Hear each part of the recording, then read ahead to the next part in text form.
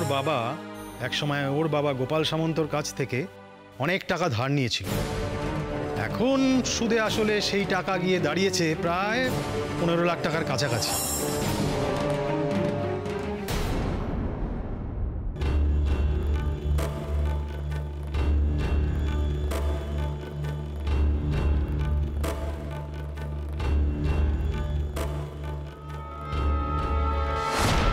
কথায় বলে পিতৃঋণ, ওই ঋণ শোধ না করলে পরলোকের কথা বাদ দে, তার আগেই ওই নেপাল সামন্ত না তোকে জেলের ভাত খাইয়ে ছাড়বে।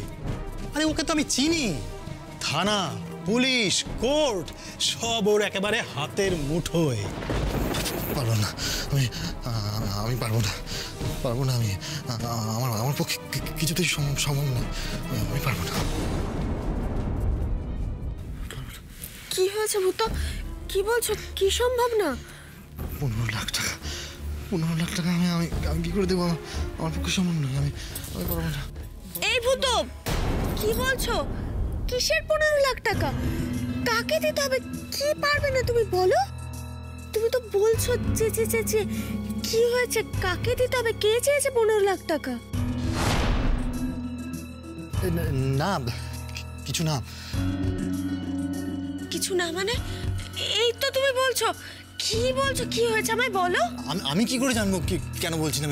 এসব কি জানো তো, ওই সিনেমা টিভি দেখার এফেক্ট। তুমি চিন্তা করো না, তুমি শুয়ে পড়ো তো, শুয়ে পড়ো, তুমি শুয়ে পড়ো।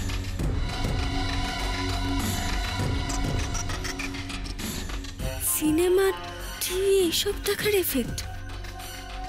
সত্যি কি তাই? নাকি আমার কাছে কিছু লুকোতে চাইছো তুমি?